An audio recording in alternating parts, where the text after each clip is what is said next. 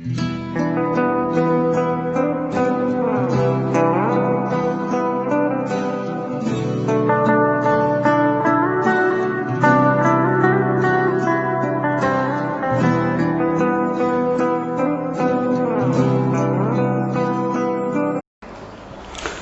Dear student, welcome to Joshi sir math point. सभी प्यारे प्यारे स्वीट डियर स्टूडेंट का जोशी सर मैथ पॉइंट पे मैं आपका हार्दिक अभिनंदन और स्वागत करता हूं। बेटा सभी मस्त तो हैं, अच्छे हैं, दुरुस्त हैं, चलो लगे रहो बेटा।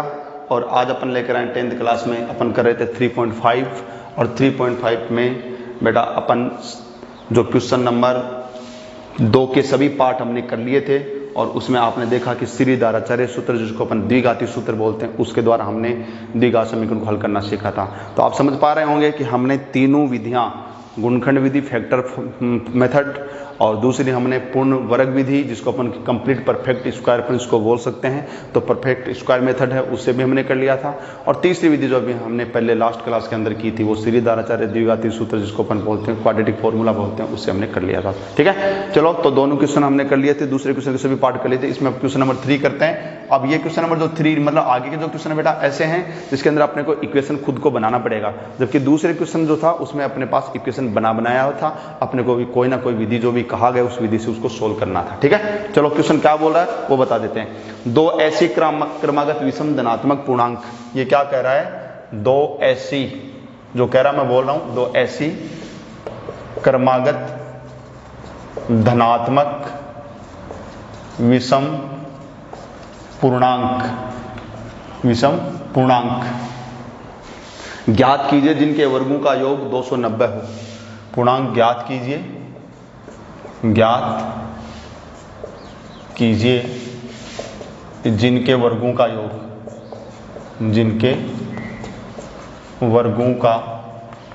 योग कितना हो बेटा, 290 हो। ठीक है बेटा, ये क्वेश्चन है। अब देखो इसको कैसे कर पाएंगे।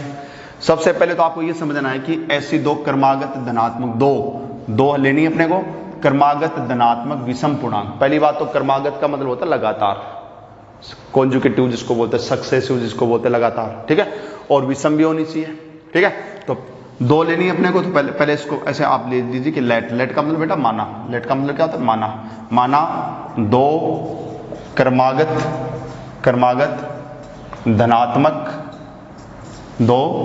धनात्मक विषम पूर्णांक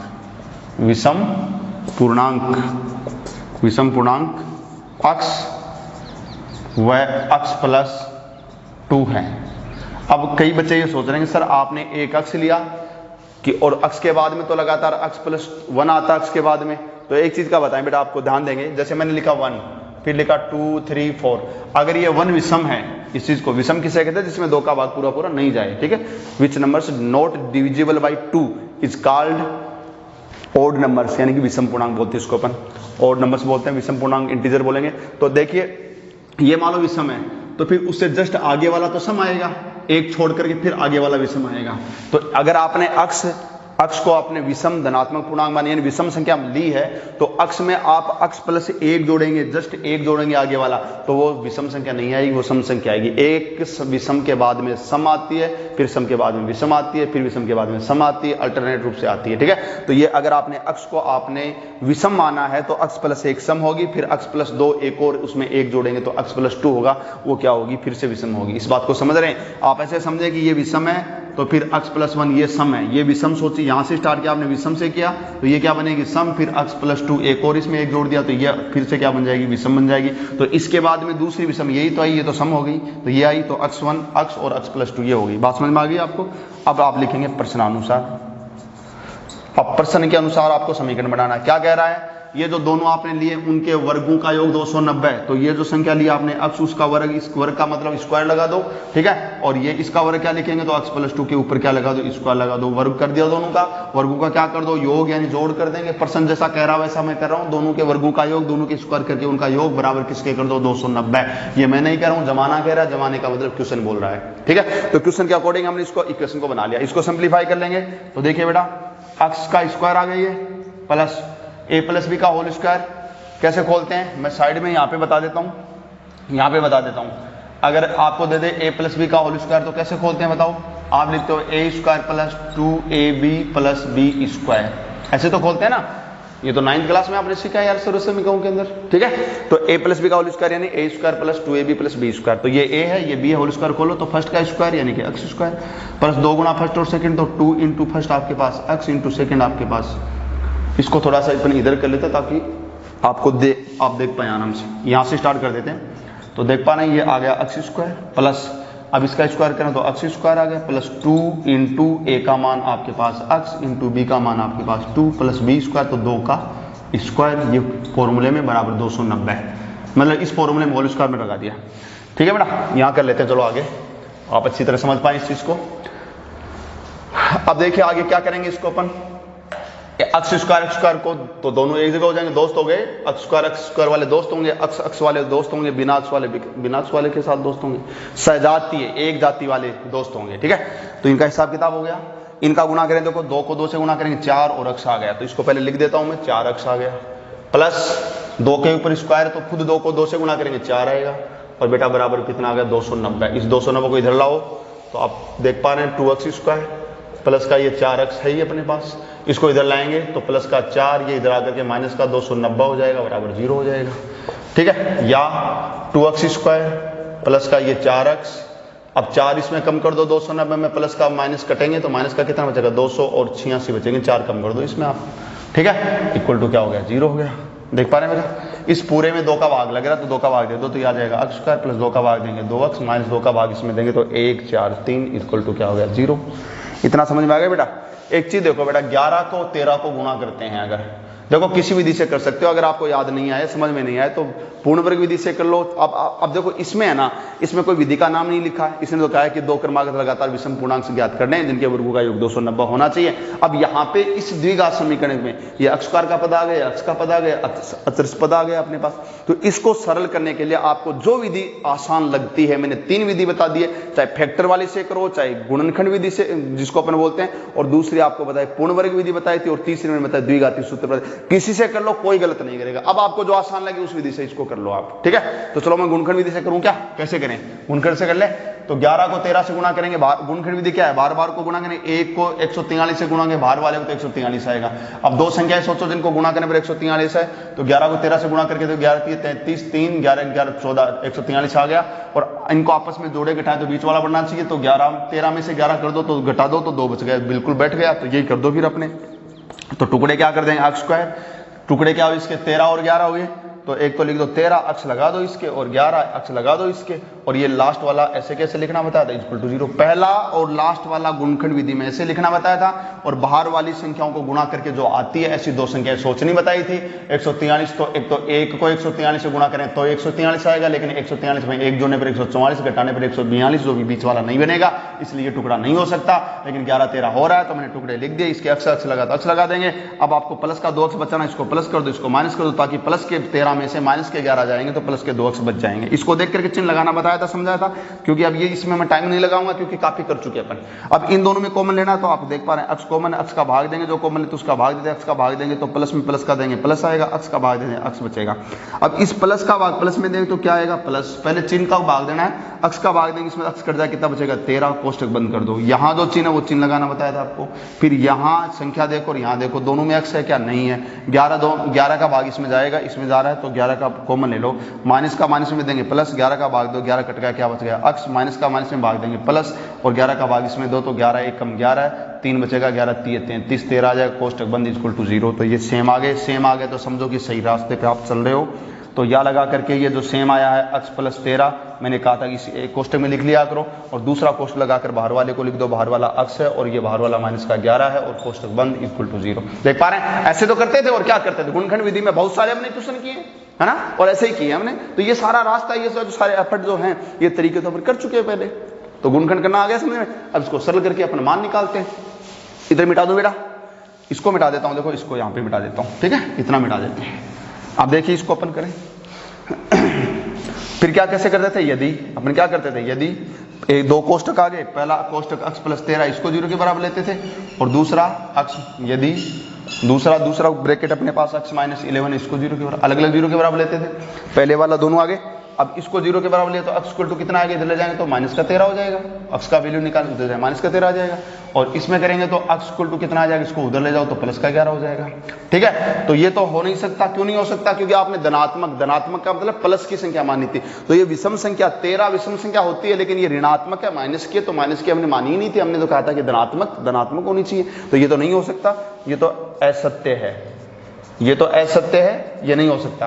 तो ये प्लस की आ गई, ये होगी, तो विषम संख्या होगी नहीं होगी। तो अब आप लिखेंगे अतः वे दो क्रमागत धनात्मक, वे दो क्रमागत धनात्मक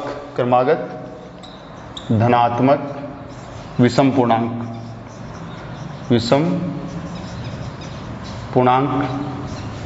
क्या क्या माने थे आपने? x और x प्लस 2 माने थे। x का मान कितना आंसर निकला? 11 निकला। तो आपने माने थे x और x प्लस 2 माने थे बेटा, तो x का मान एक तो 11 निकला, और बराबर इसमें x का मान 11 रख दो। एक तो सीधा ही x ही माना था, तो x का मान तो 11 आ गया, वो आंसर आ गया। एक x का मान यहाँ लिख देंगे, 11 प्लस 2 13 हो जाएगा, तो x का मान यहाँ पर लिख देंगे 11 प्लस 2 बराबर 13। तो वो संख्या कौन कौन सी हुई? तो 11 आ गई, क्या आ गई? 13 आ गई। अगर आप इन 11 और 13 का वर्ग करके जोड़ोगे तो उनका वर्गों का जोड़ 290 होगा। आंसर खुद चेक कर सकते हो, आप इसका खुद चेक कर सकते हो। बात समझ आ रही है अच्छी तरह से? सभी बच्चे समझ पा रहे हैं अच्छी तरह से? यहाँ तक आप सभी बच्चे इसको नोट करके चलेंगे, आगे बढ़ेंगे अपन। यहाँ तक नोट कर लिया सभी बच्चों ने? चलो बेटा इधर मिटा दे। तो आप देख पा रहे हो कि क्वेश्चन को आप खुद है ना इसको चेक कर सकते हो बेटा कि आपने सही किया या गलत किया। ठीक है, आगे बढ़ते हैं, अगला क्वेश्चन लेते हैं। नेक्स्ट देखिए बेटा, अगला क्वेश्चन है क्वेश्चन नंबर 4 क्या बोल रहा है? देखिए ये कह रहा है दो संख्याओं के वर्गों का अंतर 45। क्या बोल रहा है? दो, लिख देता हूं मैं क्वेश्चन, दो संख्याओं के वर्गों का अंतर 45 तथा छोटी संख्या का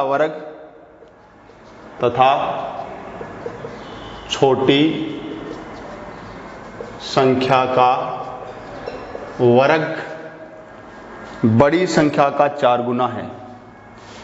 वर्ग बड़ी संख्या का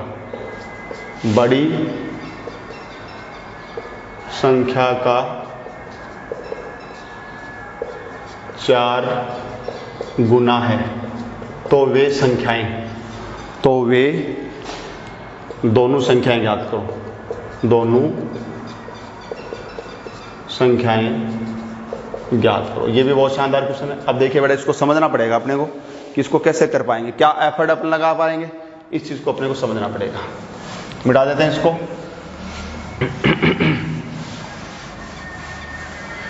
तो देखिए बेटा सबसे पहले ये क्या कह रहा है, दो संख्याओं के वर्गों का अंतर कितना बेटा? 45 है। दो संख्याएं आप लें, उनके वर्गों का अंतर 45 करें, और कह रहा है कि छोटी संख्या का वर्ग बड़ी संख्या का 4 गुना है, तो वे संख्याएं ज्ञात करनी है। पहले अपने मान लेते हैं कि माना, इसको आप देखो इसको कैसे करेंगे। माना दो संख्याओं का वर्गों का अंतर 45 कर रहा है, तो माना दो संख्याएं x व y है तथा, ठीक है, चलो अतः अब ये क्या कह रहा है, देखो वर्गों का अंतर 45 है, तो मैंने क्या माना, मैंने मान लिया प्रश्नानुसार।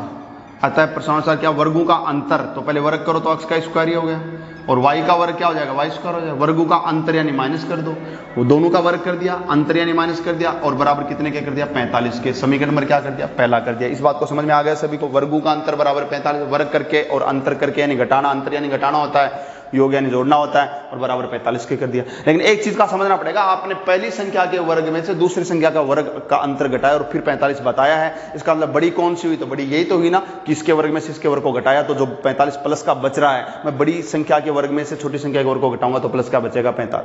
ठीक है, तो ये प्लस के बच रहे हैं ना, इसका मतलब कि ये बड़ी होगी ये छोटी होगी। तो दिमाग में कर लेना कि बड़ी कौन है x और छोटी कौन है y, ये अपने आप ही होगा। जैसा आपने लिखा उसके अकॉर्डिंग तय हो गया कि इसमें बड़ी कौन है और छोटी कौन है। ठीक है, अब आप देखो आगे क्या कह रहा है, तथा आगे क्या कह रहा है बेटा, ये कह रहा है छोटी संख्या का वर्ग। बताओ अब छोटी कौन है इसमें, x और y में, तो आप देख पा रहे हैं y है। तो छोटी संख्या का वर्ग तो छोटी कौन है इसमें, मैंने अभी बता दिया कि इसमें से इसका वर्ग घटाया तो ये छोटी बन गई भाई, अपने आप बन गई भाई छोटी, आपने इसके वर्ग में से इसको घटाया ये बच गया, तो ये बड़ी है ये तभी तो ये बच गया। ठीक है, तो भाई छोटी है तो छोटी संख्या का वर्ग बड़ी संख्या का 4 गुना, यानी ये किसके बराबर है, बड़ी संख्या का 4 गुना। बड़ी कौन है, अक्स 4 गुना यानी 4 से गुना कर दो, तो छोटी संख्या का वर्ग यानी स्क्वायर, छोटी संख्या का वर्ग यानी छोटी संख्या का वर्ग यानी स्क्वायर हो गया, उसका बराबर किसके है, बड़ी संख्या के 4 गुना के। तो बड़ी संख्या कितनी मानी थी आपने, कितनी है, अक्स उसका 4 गुना है, 4 से गुना कर दो, 3 गुना 3 से गुना कर दो, 2 गुना 2 से गुना कर दो, जितना गुना उतने से गुना कर दो, उसके बराबर हमने कर दिया।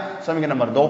अब वो संख्याएं ज्ञात करनी, अब हमें समीकरण ये 1 और 2 हो गए, इसको सरल करके बेटा सरल करना है। तो अब आप यहां लिखेंगे समीकरण 1 व 2 से, समीकरण 1 व 2 से। ठीक है बेटा, चलो क्या लिखेंगे, देखो वाई स्क्वायर का मान किसके बराबर है, 4x के, यहाँ 4x लिख दो तो अपने पास क्या आ जाएगा, देखो x square minus y square का मान कितना लिखूं, 4x। समीकरण 2 से वाई स्क्वायर का मान 4x यहाँ रख दिया, इस 45 को इधर लिया है, माइनस का 45 बराबर क्या बच गया बेटा, 0 बच गया। इतना समझ गए सभी बच्चे। चलो आगे यहां बता रहा हूं, देखिए या अब इसके टुकड़े वही गुणनखंड करो, देखो 45 बाहर वाला 1 है, तो दो अपने पास 1 को 45 से गुणा करने पर 45 ही आएंगे, और दो संख्या सोचिए जिनको गुणा करने पर 45 से पहले बार बार की संख्या को गुणा कर गुणनखंड विधि से मैं कर रहा हूं बेटा, तो आप देख पा रहे हैं। तो चलो 9 को 5 से गुणा करें, 9 5 45 होंगे बिल्कुल, और क्या होंगे 15 3 45, 15 को 3 से गुणा करें 15 3 45 होंगे। अब आपस में जोड़ने के ठान से बीच का 4 बनना चाहिए, तो देखिए आप कि 9 में से 5 जाएगा तो 4 बनेगा, इसको देखिए टुकड़ा फिट बैठ रहा है, ये नहीं बैठेगा, और ये 15 और 3 भी नहीं बैठेगा, इनको जोड़ने या घटाने से बीच वाला 4x नहीं बन रहा है, तो ये बन गए। तो मैंने क्या बताया, पहला ऐसे कैसे लिखना बताया था गुणनखंड विधि में, और लास्ट वाला जो माइनस का 45 है इसको ऐसे कैसे लिखा, बराबर 0 ऐसे कैसे। टुकड़े क्या हुए इसके, 9 और 5 हो गए, तो यहाँ पे 9 लगा देंगे, यहाँ पे 5 लगा देंगे, और इसके अक्ष लगा हुआ है तो दोनों के अक्ष लगा देंगे, और हमें क्या बचाना है, माइनस का 4x बचाना है, तो इसका मतलब इसको माइनस का कर देंगे, इसको प्लस कर देंगे, ताकि माइनस के 9 में अक्ष में से प्लस के 5 अक्ष कटेंगे तो माइनस के 4x बचेंगे। इस बात को समझना पड़ेगा आपको, ठीक है ना। तो गुणनखंड विधि कर रहे हैं अपन, और गुणनखंड विधि में ऐसा अपन कर पाएंगे, ठीक है बेटा। चलो अक्ष स्क्वायर अब कॉमन ले लेते हैं इसमें दोनों में, तो क्या आया इन दोनों में कॉमन, अक्ष कॉमन आ गया, कॉमन है तो उसका भाग देंगे तो अक्ष बचेगा, प्लस का माइनस में देंगे माइनस बचेगा, अक्ष कॉमन तो 9 बचेगा, कोष्टक बंद। ये चिन्ह प्लस है तो प्लस, इन दोनों में अक्ष तो कॉमन है नहीं, 5 है, 5 का भाग देंगे प्लस में प्लस कर देंगे, प्लस 5 कट जाएगा, क्या बचेगा अक्ष, प्लस का माइनस में देंगे माइनस, 5 का बाद देंगे 5 9 45, कोष्टक बंद, बराबर 0 का 0। बात समझ पा रहे अच्छी तरह से। तो ये कोष्टक देखो सेम आ गया, अपने पास अक्ष माइनस 9 हो गया, और दूसरे पे बाहर वाले अक्ष प्लस 5 हो गया, इक्वल टू क्या हो गया, 0 हो गया, ठीक है। फिर वही कार्यक्रम अपना, तो क्या, यदि पहले वाला अक्ष माइनस 9 इक्वल टू 0, तो अक्ष बराबर कितना आएगा, इधर ले जाएंगे तो प्लस का, ये माइनस का उधर जाकर के प्लस का हो गया, और इधर करेंगे अपन, तो यदि अक्ष प्लस 5 इक्वल टू 0, तो यहां से आप देख पा रहे हैं बेटा, इधर अक्ष इक्वल टू क्या आ जाएगी, माइनस की 5 आ जाएगी। तो अक्ष के 2 मान आ गए, 9 और माइनस के 5 आ गए। बात समझ पा रहे हैं अच्छी तरह से। अब आप इसमें ये देखिए बेटा, ठीक है, क्या देखिए, अब आप ये सोचिए कि अगर मैं अक्ष का मान माइनस का 5 रखता हूं, इस चीज को यहां पे सोचना है कि अगर मैं अक्ष का मान माइनस का 5 रखता हूं, यहां पर अक्ष का मान माइनस का 5 रखूंगा, प्लस के 4 से गुणा होगा तो माइनस के 45 आएंगे, बोला आएंगे नहीं आएंगे, क्योंकि अक्ष का मान माइनस का 5 यहां रखूंगा, तो ये सॉरी 45 नहीं 20, तो माइनस 5 अक्ष का मान यहां रखूंगा तो 4 गुणा अक्ष का मान माइनस 5 करते ये माइनस का 20 आ जाएगा। तो आप देख रहे हैं कि y का स्क्वायर बराबर 20, किसी भी संख्या का स्क्वायर है वो ऋणात्मक नहीं होता बेटा, इस चीज को समझेंगे, बहुत अच्छी बात है, ये समझेंगे अच्छी तरह से। क्या, मैं दोबारा बोल रहा हूं, y स्क्वायर बराबर क्या है, वहां पे देखो 4 अक्ष है। अब आप मान लो कि आपने 4 अक्ष का मान माइनस का 5 यहां पे रख दिया, तो 5 चौके 20 प्लस माइनस माइनस के 20 आ गए, y स्क्वायर बराबर यानी कि y का स्क्वायर माइनस का 20 आ गया। किसी भी संख्या का स्क्वायर माइनस में नहीं आता, इस चीज का हमेशा ध्यान रखो। जैसे मान लो कि मेरे पास माइनस का 2 है, इसका मैं स्क्वायर करूंगा तो मैं माइनस 2 को माइनस 2 से 2 बार गुणा करूंगा, खुद को खुद से 2 बार गुणा करूंगा, तो माइनस माइनस प्लस हो जाएगा और 4 आ जाएगा। तो प्लस का ही है ना, मैंने माइनस की संख्या का स्क्वायर किया, प्लस आया, तो जब माइनस की संख्या का स्क्वायर प्लस आ रहा है तो प्लस की संख्या का स्क्वायर तो प्लस आना ही है। इसका मतलब स्क्वायर जो है ना, वर्ग कभी भी ऋणात्मक नहीं होता है। आप कह रहे हो कि वाई स्क्वायर का मान माइनस में, जो गलत है। और वैसे भी देखें तो यहां से वाई का मान निकालोगे तो इसका वर्गमूल लेंगे तो माइनस की संख्या का वर्गमूल नहीं होगा, तो काल्पनिक आएगा, मैंने बता रखा है। इसका मतलब ये असत्य है, ये गलत है, ऐसा नहीं हो सकता, इसलिए आप यहां ले देंगे कि असत्य है। ये क्या है बेटा, असत्य। ये माइनस वाली बात क्या है, असत्य है, नहीं बैठेगी बिल्कुल भी। इस बात को समझना, यहां तक समझ में आ गया सभी बच्चों के, कोई दिक्कत नहीं है। चलो बेटा दूसरी बात कर लेते हैं। तो अक्ष के मान वाली बात समझ में आ गई सभी को, ठीक है। अब यहां तो ये होगा अपने पास, तो चलो अक्ष बराबर कितना हो जाएगा, 9, ये सत्य है बेटा, ये सत्य है। ठीक है, तो x बराबर 9 पर अब x का मान जो आपने 9 निकाला है, यहाँ पे x का मान 9 रख दो और y का मान निकाल लो। ठीक है, 9 पर देखो क्या आ जाएगा, वाई स्क्वायर बराबर अपने पास 4 गुणा और x का मान कितना रख दिया, चलो पहले 4x लिख देता हूँ और फिर वाई स्क्वायर बराबर 4 गुणा x का मान 9 लिख दिया, वाई स्क्वायर बराबर और 9 चौके 36 हो गए। तो y बराबर कितना हो गया, तो y बराबर आप देखेंगे कि 36 का क्या लेंगे बेटा, वर्गमूल लेंगे। इधर जाएगा तो y बराबर 36 का वर्गमूल लेंगे तो कितना आएगा, 6। इसको आप चाहे प्लस माइनस लिख सकते हैं, इसमें कोई दिक्कत नहीं है, इसमें जरूर लिख सकते हैं क्योंकि वर्गमूल लेने पर प्लस माइनस आता आप सबको मैंने बता रखा है। तो बिल्कुल प्लस माइनस, यहाँ पर प्लस माइनस का 6 आ जाएगा, 36 का वर्गमूल और वर्गमूल लेने पर प्लस माइनस आता है, प्लस माइनस 6 आ गया, देख पा रहे हैं। तो आप यहाँ लिख देंगे कि अतः वे संख्याएं क्या क्या होंगी बताओ। x का मान कितना आया, 9 y और y का मान कितना आया, 1 ले लो प्लस की 6, या फिर 9 y माइनस की 6 होंगी। इस चीज को समझेंगे, x का मान तो 9 ही होगा, -5 नहीं हो सकता क्योंकि मैंने बताया कि यहाँ पे रखेंगे माइनस में आएगा, y का मान स्क्वायर कभी माइनस में नहीं आता क्योंकि वर्गमूल नहीं होगा। आप x का मान -5 यहाँ रखते हैं तो ये -20 बताया था मैंने, फिर इसका वर्गमूल नहीं होता क्योंकि ऋणात्मक संख्या वर्गमूल काल्पनिक होता है, तो ये तो नहीं बैठेगा। x का मान केवल 9 ही चलेगा, लेकिन x का मान 9 आपने रखा, 36 का वर्गमूल लेंगे तो प्लस माइनस में आएगा और 36 का वर्गमूल 6 आ गया। तो x का मान तो 9 ही रहेगा, लेकिन y का मान प्लस का 6 भी ले सकते हैं और x का मान 9 ही रहेगा और y का मान -6 भी ले सकते हैं, यानी कि x का मान तो 9 ही रहेगा दोनों में, लेकिन y का मान एक बार प्लस और एक बार माइनस के 6 ले सकते हैं। ये 2 संख्याएं हो गई। चेक भी कर सकते हो वर्गों का अंतर, देखो 9 का, अब ये रफ काम बता रहा हूं, 9 का स्क्वायर कितना होता है, 81 माइनस 9 का स्क्वायर 81 माइनस 6 का स्क्वायर 36, 81 में 36 कम कर दो बेटा 45 आपके पास आ जाएंगे, वर्गों का अंतर 45 आ जाएगा। और क्या कह रहा है पता आपको, बड़ी संख्या का वर्ग, ये क्या कह रहा है, ये क्या कह रहा है, देखो छोटी संख्या का वर्ग बड़ी संख्या का 4 गुना है। छोटी संख्या कौन है इसमें, 6, छोटी संख्या का वर्ग, तो छोटी संख्या का वर्ग कर दो, 6 का वर्ग कर दो 36, ठीक है। और बड़ी संख्या का 4 गुना, ये बड़ी संख्या इसका 4 गुना, इसको 4 से गुना करो 36 ही आएगा। तो छोटी संख्या का वर्ग बड़ी संख्या को 4 से गुना करोगे उसके बराबर भी आ रहा है, यानी क्वेश्चन को आप खुद चेक कर सकते हो, ठीक है ना। बात समझ आ रही है, मिटा दें इधर, चलो बेटा अच्छा लग रहा है, समझ में आ रहा है सभी को, चलो अच्छी बात है, सभी को समझ पा रहे हैं अच्छी तरह से। हम कर रहे हैं द्विघात समीकरण 3.5 एक्सरसाइज कर रहे हैं और उसमें हमने शानदार क्वेश्चन कर रहे हैं, और क्वेश्चन नंबर अब करते हैं इसका कौन सा, 5 वाला, ठीक है बेटा। 5 वाला क्या है देखिए, 16 को 2 भागों में इस प्रकार विभाजित कीजिए। ये कह रहा है 16 को 2 भागों में इस प्रकार, इधर मिटाई देता हूं बेटा ताकि आराम से अपने क्वेश्चन को कर पाए। आरती सुनाई दे रही सभी को, जय जय बोलो सभी ठीक है ना जय जय बोलनी है। तो 2 इस प्रकार विभाजित कीजिए,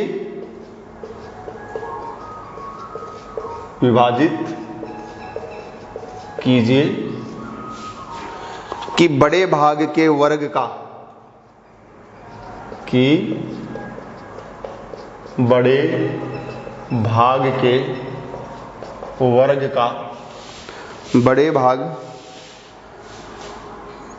बड़े भाग के वर्ग का 2 गुना, बड़े भाग के वर्ग का 2 गुना छोटे भाग के वर्ग से, छोटे भाग के वर्ग से